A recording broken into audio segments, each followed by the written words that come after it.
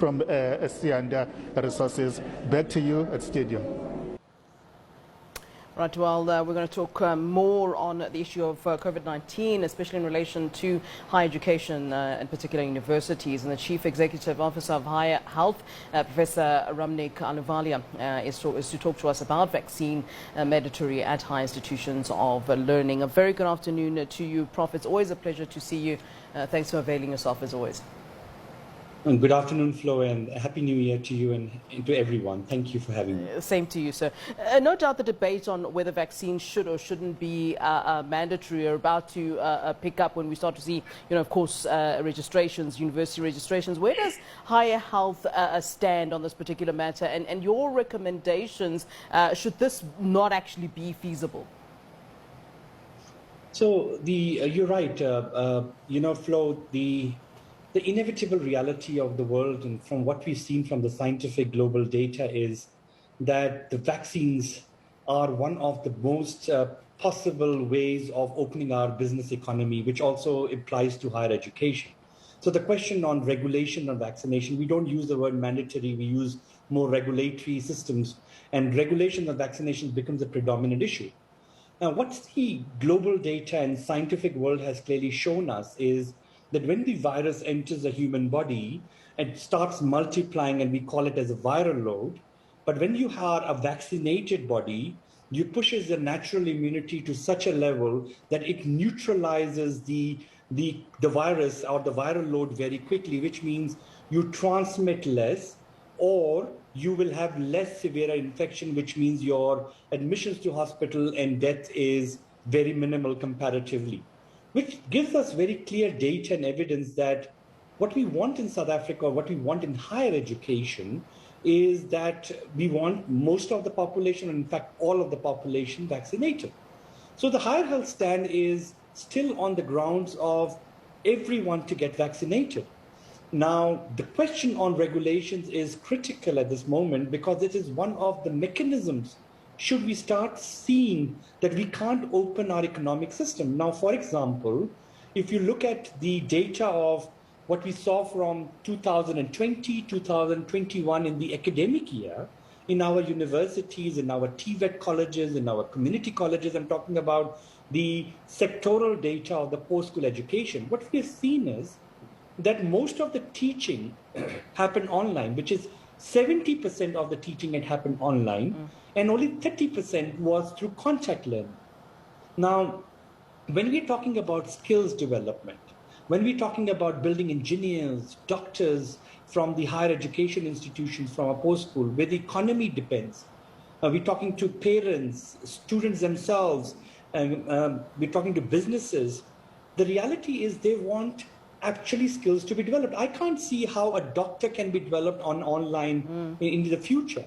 So we have to now gradually move to what we call as 70% in contact learning and 30% online. But that is only possible if we can get people vaccinated.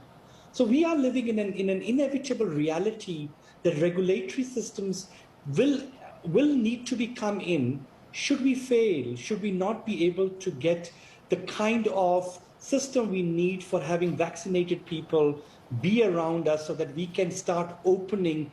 Remember, higher education is congregate settings, which means they're congregation in residences, in closed spaces where the spread of the infection is far more stronger. So in this application, vaccinated people being together pose less risk to each other than mixing populations in that regard. So I think that's where we are at this moment. Yeah, but Prof, the reality of the matter though is that some learners will no doubt be expressing themselves and their disapproval with mandatory vaccines. I know you said you're calling it a regulation of vaccines, but they will be saying mandatory vaccination. We've seen students, they're not shy at all, in fact, to express themselves or to be vocal when they are unhappy. You've seen that year after year when it comes to issues of fees, for example. What more when it comes to an issue of access to university when they do have the capabilities or the financial backing to be able to do so. is there a plan at this point? I mean, assuming that there's been some thinking about that in terms of the fact that, these students aren't just going to say, oh, okay, well, then I guess, those that don't want to be vaccinated aren't going to just, say, okay, well, I won't go to university then. There is going to be something that, I'm assuming you are preparing yourselves for. Absolutely. And students have genuine concerns. There's no doubt about it. There's a reality that we have first-year students coming in, which means they have not been given the kind of exposure to vaccination in the institutions of higher learning like we did last year with the existing students. Yeah. So there is an absolute reason that we have to continue giving that kind of knowledge, education, advocacy, and trying to engage our population, making them understand. And the first years are just now coming in. So it's a very sensitive, it's a very critical point. But there are other issues like exemptions on religious grounds, exemptions on health grounds, which we have to be mindful. So the aim at this moment, where we are as a sector is, and I'm talking about the entire sector, because we have to also consider vocational colleges, TVET colleges, community colleges, along with private higher education, and not just the universities, and universities also in rural versus the urban, because in urban universities, the vaccination program was far more earlier established to give far more bigger time for the students to be vaccinated versus rural areas where it took time for us to build the systems of vaccination access in the campuses. So keeping the whole sector in mind, the aim will be right now, and what we are is that every student needs to be enrolled into higher education. So access to education needs to be for every student, whether irrespective whether you're vaccinated or not vaccinated. But the question we are now engaging is, what are the time spans we should be giving in our communication advocacy, access to vaccinations, building more vaccination access for the new first years coming in, for the students from the last years who've not just been vaccinated? How do we work on the exemptions around on religious grounds and medical grounds, so that we carry the population together with us? And only then we come up with some parameters of guidelines as a sector in general, which will talk to what we call it as regulatory vaccination or mandatory vaccination, as you rightfully posed. So at this moment, it's very important to bring the population together. Yeah. But there is an absolute need for us to go into more of contact learning and less on online learning. Otherwise, our whole economic system or the economic system or the skill building system will collapse. I mean, from a legal perspective, and I know we're particularly talking about, medicine at this point, we have to balance out, the different laws and the different rights in this particular case. The universities have a right to say, they have a right of admission as to who can come in, whether you have to be vaccinated for you to be able to access the university, to be able to be on the campus in the first place. But then that also could be trampling on the right to education.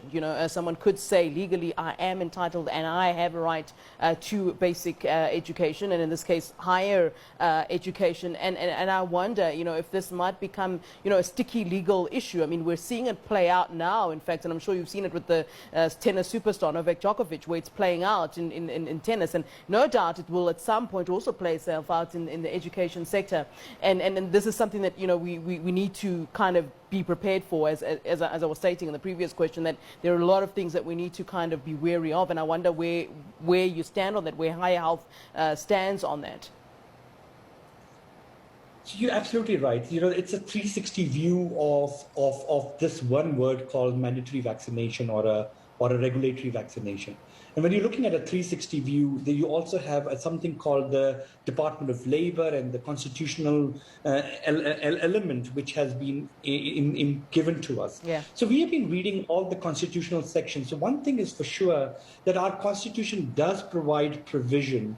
For example, when you're driving on the highway, there's a speed limit called 120, 100, 60, 80. The reason why is because you can impose risk from yourself to the other individual on the road or yourself as a life matter, which means some of the constitutional rights do get overcome due to the condition of the situation. Similarly, when you have a public health crisis, a disease which imposes risks to healthcare workers, to hospital admissions, to deaths of other individuals, knowingly or unknowingly, has rights given in the Constitution as provision which can overcome your constitutional rights. So there is that element that does exist.